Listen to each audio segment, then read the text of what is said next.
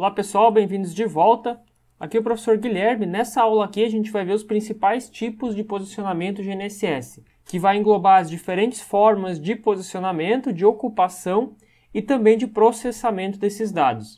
Lembrando que se vocês tiverem dúvidas, podem entrar em contato com os professores através desses e-mails aí na tela.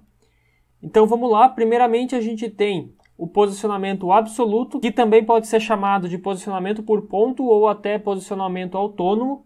Pela figura já dá para ter uma noção, né? Tem ali o equipamento instalado em uma estrutura estável e esse equipamento está recebendo sinal dos satélites, sendo que a órbita dos satélites é conhecida através das efemérides transmitidas, e isso quer dizer que a posição prevista desse satélite é conhecida. Porém, não se conhece ainda a posição final desse satélite. Isso só vai ser possível mediante processamento com o uso das efemérides precisas.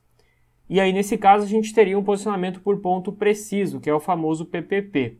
E com base nesses dados recebidos, é possível fazer o cálculo das coordenadas georreferenciadas desse ponto, né? Determina-se ali latitude, longitude e altitude de forma direta.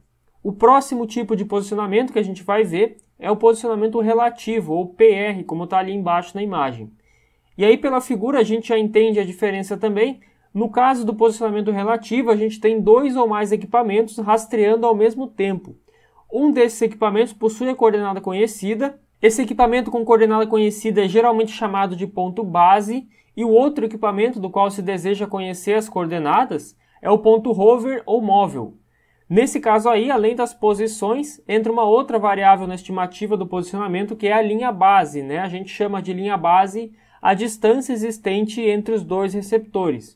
E aí, conhecendo-se essa linha base, esse vetor, e conhecendo também as coordenadas do ponto base, é possível determinar a coordenada do ponto rover com altíssima precisão. Por último, a gente tem o método de GNSS diferencial, ou DGNSS, que é parecido com o relativo pelo fato de usar dois equipamentos, mas tem algumas diferenças.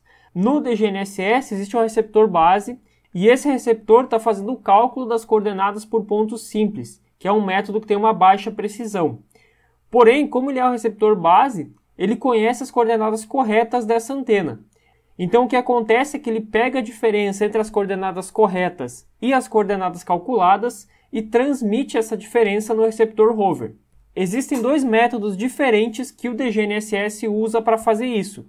Uma é através da aplicação da correção diretamente nas coordenadas do rover, e a outra é através da aplicação das correções das pseudodistâncias relativas aos mesmos satélites. Então, enquanto no método relativo se determina um vetor que é a linha base entre as duas estações, no DGNSS se transmitem as correções que foram estimadas na estação base para a estação rover, que posteriormente realiza o posicionamento por pontos simples. Consequentemente, o método DGNSS tem geralmente menor precisão do que o método relativo.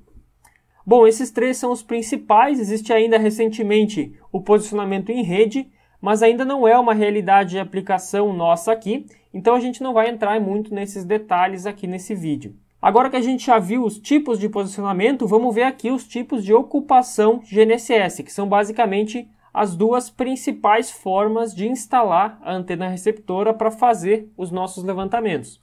Então a ocupação, ela pode ser uma ocupação estática, onde o equipamento vai instalado com um tripé ou rosqueado em uma base fixa, ou em um bastão que vai estar estático em cima do ponto, ou ela pode ser uma ocupação cinemática, onde o receptor está em constante movimento, ou caminhando ou instalado em algum veículo, ou seja, ele não fica parado levantando um único ponto.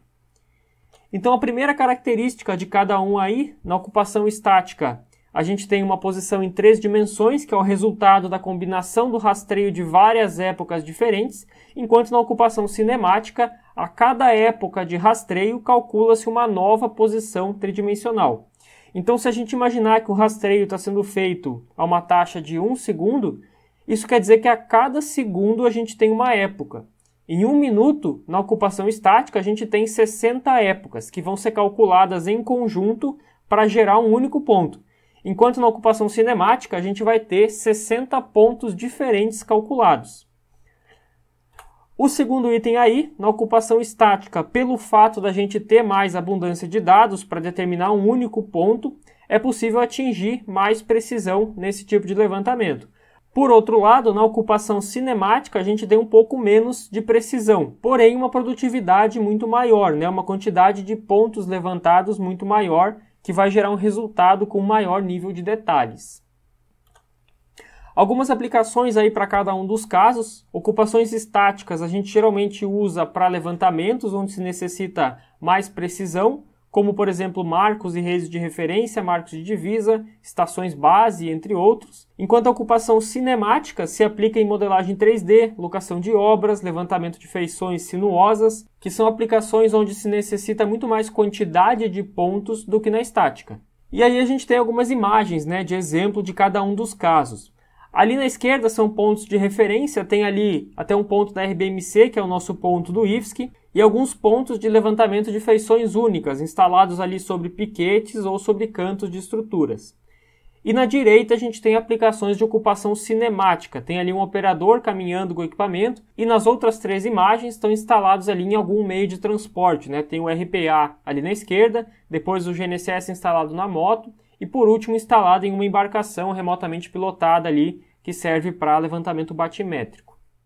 Por último, a gente tem aí mais um exemplo, né? Se a gente tiver um rastreio de 5 minutos a uma taxa de 5 segundos, isso nos dá 60 épocas. No estático, a gente demoraria esses 5 minutos para levantar esse ponto. Enquanto no cinemático, em 5 minutos, eu consigo levantar 60 pontos diferentes. Então fica essa opção aí de qualidade versus rendimento. E aí a gente entra aqui na nossa última comparação, que são os tipos de processamento GNSS. Vamos fazer aqui também um quadrinho comparativo e os 2 tipos que a gente vai abordar são o pós-processado, que pode ser chamado de PP, e em tempo real, que pode ser chamado de RT, que vem de Real Time em inglês, né? Como os próprios nomes já dizem aí, o primeiro item já indica que no caso do PP, a gente só vai ter um resultado posterior ao processamento. Então a gente vai para campo, faz o levantamento, leva esses dados para o escritório e aí sim faz o cálculo das coordenadas levantadas, enquanto que no tempo real já é possível realizar o processamento ao mesmo tempo em que está sendo feito o levantamento. Então lá em campo já é possível saber qual é a coordenada processada enquanto você está levantando. Agora a gente tem a mesma situação anterior se repetindo aí. No levantamento PP é possível obter mais precisão, enquanto que no levantamento em tempo real vai trazer mais agilidade no processo.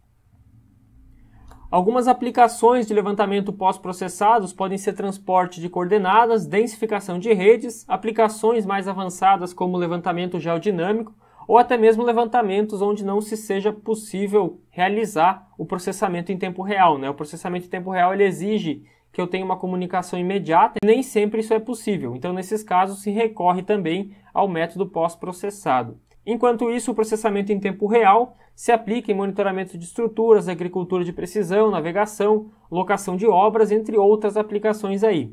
E para exemplificar, a gente tem aí umas imagens, né, de cada um dos 2 lados. Na esquerda, exemplos ali de processamento e na direita, as 2 aplicações ali na agricultura. Beleza? Agora vamos ver um resumo desses vários métodos que eu passei aqui para vocês. Nesse primeiro exemplo, a gente tem somente um receptor. Então, com um receptor, no caso de cima, a gente está com um receptor de navegação, que é um Garmin, né? Um receptor de mão. Nesse caso aqui, a gente só consegue fazer posicionamento por ponto simples, então é um levantamento autônomo que vai ser feito por posicionamento por ponto simples. Em geral, esse tipo de posicionamento é feito de forma cinemática, ou seja, não tem como eu instalar esse equipamento aqui em um local para ficar parado, né? E o processamento é feito em tempo real. Já no outro caso aqui, a gente tem um receptor geodésico. Nesse caso aqui eu consigo fazer um posicionamento por ponto preciso, né? Um PPP. E nesse caso aqui é possível utilizar esses métodos, né, tanto estático quanto cinemático, ou pós-processado e tempo real. Então a gente pode, nesse caso aqui, utilizar qualquer um desses métodos aí.